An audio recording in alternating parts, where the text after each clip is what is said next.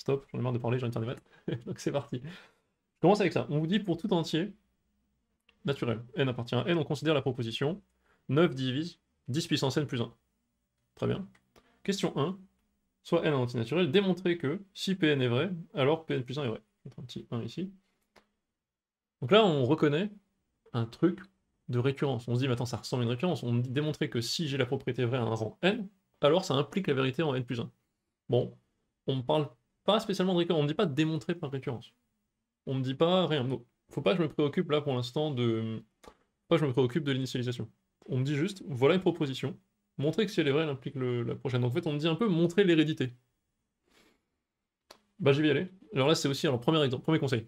Pro-type numéro 1, il faut ne pas surinterpréter les énoncés. Le truc en maths, c'est d'être vraiment, de vous transformer en machine. On vous donne un nombre d'infos, genre A, B, C, il faut utiliser ABC pour répondre à la question. Il ne faut pas partir sur ABCD que vous avez cru comprendre. Typiquement là, si vous commencez à faire, bah, on va essayer de le montrer pour n égale 0, vous faites quelque chose qui n'est pas demandé.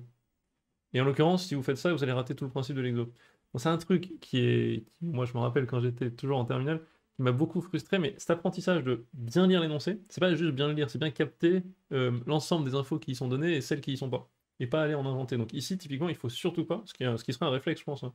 On se dit super, je reconnais les récurrences, réflexe, je lance l'initialisation. Là, c'est pas ça qu'il faut faire. On dit démontrer que si elle est vraie, alors que n plus 1 est vrai. Très bien, c'est parti. Alors, soit n tel que bon, soit n, voilà, il est introduit, donc je vais pas le réécrire. Hein. Si Pn est vrai, alors Pn plus 1 est vrai. On va écrire, donc je fais au brouillon en vert à chaque fois. On a 9 divise, donc la barre verticale c'est pour dire divise, 10 puissance n plus 1, on veut. Alors ce on veut, ça va être un truc que je vais répéter tout le temps. Il faut absolument faire on veut, que ça aide à cadrer. Donc j'écris ce que je veux, moi je le veux pour le même entier, mais un rang plus loin, donc n plus 1. Quand on écrit on veut, c'est vachement utile, parce que au moins, quand on commence à partir de là et à faire plein de calculs, des fois, aller voir ce que c'est la conclusion, ça peut nous aider à conclure la dernière étape. Nous rappeler un peu, nous remettre un peu les pieds sur terre. Donc c'est vachement bien de l'écrire comme ça, donc en vert c'est le brouillon. Donc moi j'ai ce truc-là. Bah, partons de l'expression 10 puissance n plus 1 plus 1.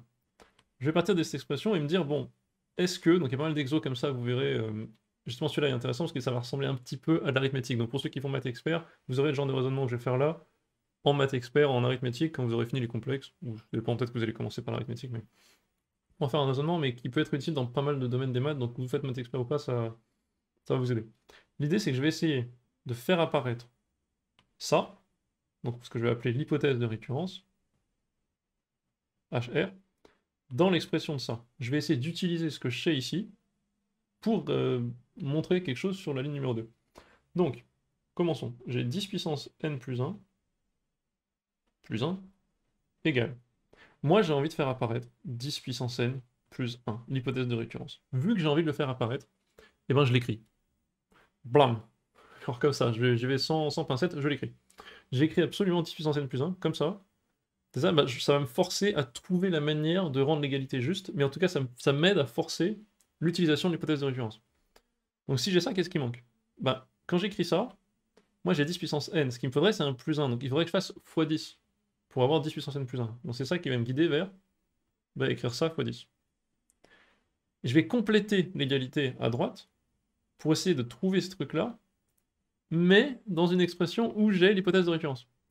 Donc au début je l'écris de force, voilà, je réfléchis pas, et je me dis bon, qu'est-ce que je peux bidouiller un peu pour essayer de m'approcher de ce truc-là. Quand je fais x10 ici, j'ai bien 10 fois 10 puissance n, qui vont faire 10 puissance n plus 1. Donc ça c'est très bien. Mais si je développe tout, j'ai aussi 10 fois 1 qui vaut 10. Donc ça c'est chiant parce que moi je veux pas plus 10, moi je veux plus 1. Bah c'est pas grave si j'ai plus 10 et que je veux plus 1, tout ce que j'ai à faire c'est compenser.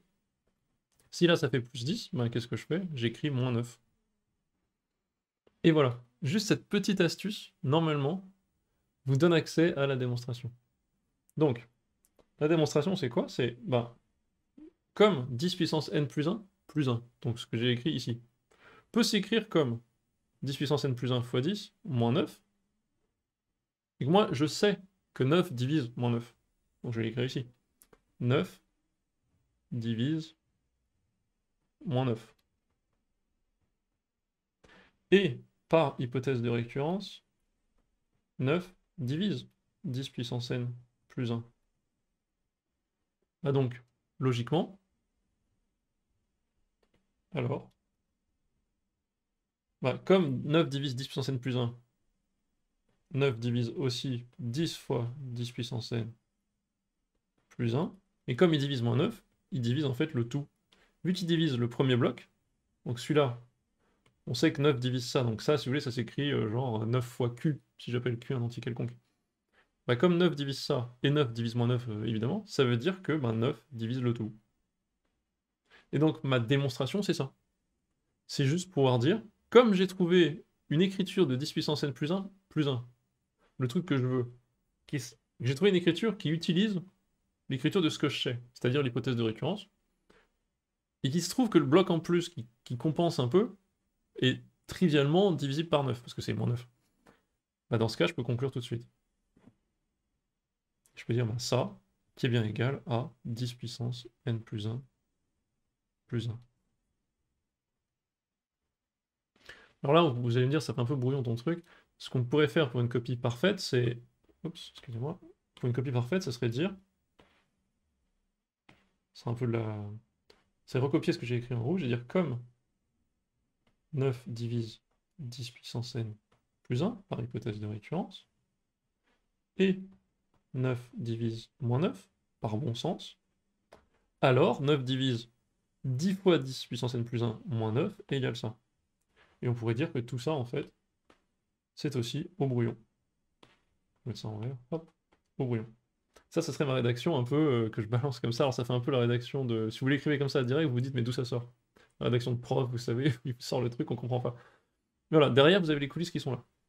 C'est pas ça que je voulais faire, hop. Vous avez les coulisses qui sont là, c'est-à-dire poser toujours ce qu'on a et ce qu'on veut. Là je vous donne l'astuce qui est vraiment le cœur de cet exercice, qui est en gros cette écriture, c'est d'écrire l'expression en fonction de l'hypothèse de récurrence, et boum, ça vous fait la démonstration. Ok, très bien. Bah donc ça c'est la question 1, c'est fini, c'est QFD, on est bon. Petit 2, on vous dit quoi? Petit 2, montrer... Enfin, est-ce que la proposition est vraie pour tout entier naturel n? Et là, on sent qu'il y a une douille, en fait, parce qu'on se dit, mais comment ça? Ben oui, on vient de montrer l'hérédité, donc forcément, ça veut dire que si elle est vraie à quelque part, on avait compris que la récurrence, c'était montrer que ben, ça va faire un effet domino, elle est vraie quelque part, donc elle est vraie après, elle est vraie après, elle est vraie après, elle est vraie à l'infini. Mais le problème des dominos, c'est que quand ils sont posés sur le sol, pour qu'ils commencent à tomber, il faut une pichenette au départ. Et la pichenette au départ, c'est l'initialisation. Donc il faut quand même montrer que c'est vrai quelque part. Et tout l'exercice, en fait, c'est ça. C'est un peu une illustration. Donc j'ai fait une vidéo là-dessus dans l'application Studio. Il y a une petite vidéo où je parle de ça avec une propriété qui est un peu plus simple. Il existe des propriétés qui vont se transmettre, mais qui sont peut-être jamais vraies, en fait. Donc là, j'ai pas démontré que j'ai une pichenette. Pas encore. Donc si vous voulez, on peut essayer de voir. Est-ce que je pourrais pas trouver une pichenette? On pourrait se dire, bah, vas-y, une pichenette, 10 puissance 0 plus 1, ça fait quoi? 10 puissance 0, ça fait 1, plus 1, ça fait 2. Bon, bah 9, ça divise pas 2. 10 puissance 1 plus 1, ça fait 11. Ok, ça a l'air mal barré. Donc peut-être, après, on pourrait dire que...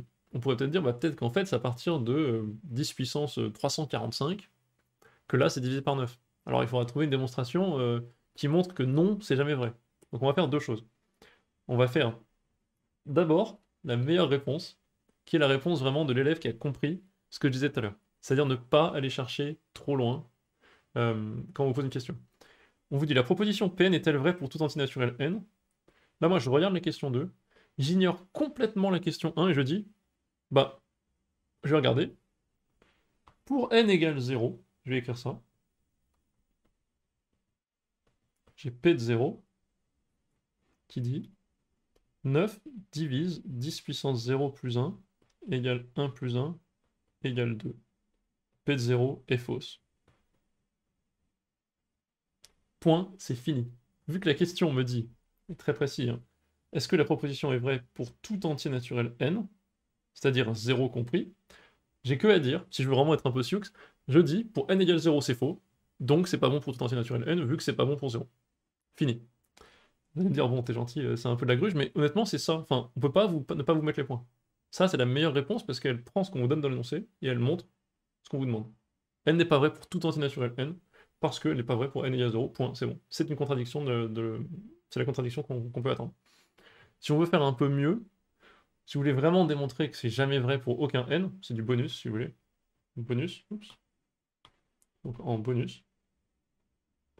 Ce qu'il faut faire pour 10 puissance n plus 1, c'est penser au chiffre Oups. Non, je sais plus écrire. Les chiffres de 10 puissance n plus 1. 10 puissance n plus 1, c'est un nombre qui est comme ça, avec un certain nombre de zéros, plus 1. La somme des chiffres sera toujours égale à 2. Et c'est bon, ça c'est votre démonstration. Comme la somme des chiffres est toujours égale à 2, bah en fait, nous on sait qu'un nombre est divisible par 3 si la somme des chiffres est divisible par 3. Bah donc 3 ne divise pas 10 puissance n plus 1, parce que bah, ça fait 2 la somme, donc c'est mort. Bah donc 9 non plus. Si 3 divise pas un nombre, bah 9 ne divisera pas le nombre non plus. Vu que 3 divise 9. Ok. Ça serait une démonstration bonus si vous voulez. C'est une démonstration bonus pour... enfin, si vous voulez vraiment faire de l'arithmétique et démontrer le truc. Mais la meilleure réponse vraiment, c'est celle-ci parce qu'elle prend vraiment l'énoncé et elle répond exactement et sans effort. Donc moi, je suis toujours le partisan du moindre effort. Donc voilà, parfait. Donc ce que je vous ai mis ici, là, c'est un petit bilan. L'idée de cet exercice, donc à retenir par cœur, c'est que l'initialisation est super importante. Vous avez des propriétés qui se transmettent, mais elles sont toujours fausses. Mais si elle était vraie, ça se transmettrait. En fait, la transmission ne dépend pas de la véracité de la propriété. C'est juste que bah, y a le truc où s'il y avait une pichenette, il y a bien des dominos qui s'enchaîneraient. C'est-à-dire que oui, ben, ce truc faux se transmettrait d'un entier à l'autre, mais en fait il est toujours faux, donc aucun intérêt. Et donc voilà. Cet exercice, c'est ça, c'est vraiment une illustration de l'intérêt, enfin de l'utilité fondamentale de l'initialisation.